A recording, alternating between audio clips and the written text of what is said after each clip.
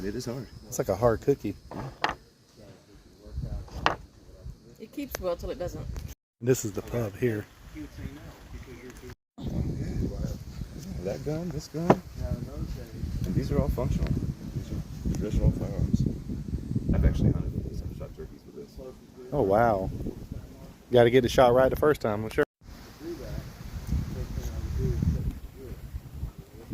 And one of the pieces came from the wreck of the Etosha out of South Fork. You can hold it. Yeah, this one here actually came from a wreck, but it's not the original. This is what was originally silver barred. It was made. See? What's that mean? Awesome. Hardtack. This is literally almost, well, I think it's over a year old. Captain, when did you make this hardtack? Take them. They're technically edible. Don't eat them. They're technically edible, but don't eat them. Right. Yeah, they'll last for 30 years on a shelf and technically still be edible. But yeah, seriously, take them. It's So how would you eat it? Soak it in water? soak it in rum, which sounds Oh, that terrible. sounds great. Yeah. I've soaked it in mushy peas. Like lobscouse. Yeah, you can boil it down in lobscouse, which is like salt beef, salt pork. A little bit of yes, it is. Don't use it. You got a photo of me last night. Don't use it. But yeah, feel free to take a biscuit. I've eaten them. They are not awful. It's like eating I don't know, flour flavored gravel. Yeah. Yeah. Bring a friend. Play cards. You got your orienteering, navigation. Sam has made fire. We'll work out latitude. The process at that time would be to come down the African coast to the latitude I want because I know where my destination is located, and then turn west. So make landfall, then start picking out landmarks and making sure I'm in the right place, which becomes very important here if I'm coming here because just down the road we have Spanish flags flying, and I don't need a crash course in Spanish.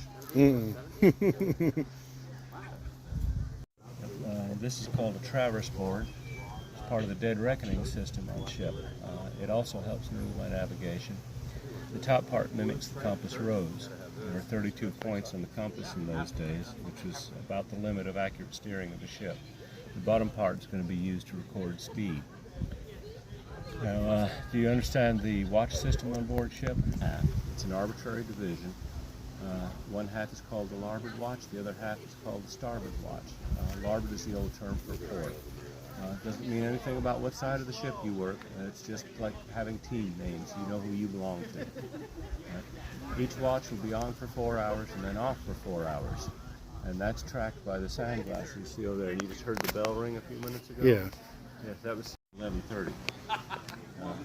Now, when the new watch comes on, half hour, sand glass runs out, it's turned, the bell is struck. Now that triggers a few things to happen. The helmsman is going to put a peg in the innermost circle on the compass point he's been following. You notice there's 8 concentric circles, so that'll get me through all the half-hour increments of the watch. I've got 8 lines down here. Now, at the same time, a couple other sailors are going to bring the chip log up on deck. Long spool of line, and on the end of it they have spliced in a board that's, imagine a wooden circle with a quarter cut out of it, and that quarter would be the board, roughly so high and so wide. The round bottom edge is going to be weighted with lead. They'll throw this over and they'll let that, or actually they'll be sailing away from it. It's going to sit upright in the water, pretty much motionless. Now they want that to pass the ship's wake, and they know what that distance should be, so they've spliced a piece of red flannel in the line. When that red flannel pays out, then he's going to tell his partner with a small sand glass, turn, and he'll turn that sand glass, and now the timing has begun. Equally spaced from that piece of red flannel all the way out to the end are knots. And the man with the reel is counting these knots until his partner says, stop, and stops the line, and he announces how many knots have gone out. That's your speed in knots. And that then gets marked down here. Now at 2 bells, we do the same thing over. We're just going to move out in a circle. We're going to come down a line until 8 bells, and then all the pegs are in. The watch changes over. The other half comes on duty below and entered in the ship's log. So we now have a running tally in half-hour increments from beginning of voyage to current point of course and speed. And with that, we can work out approximately where we are. Even if we can't get any solar or lunar sightings or any star sightings, we still have a decent rough idea of where we are. And the North Quadrant. Star. Oh, okay. That's at the North Star, and then the plumb bob is going to tell me what latitude I'm in. Oh, wow.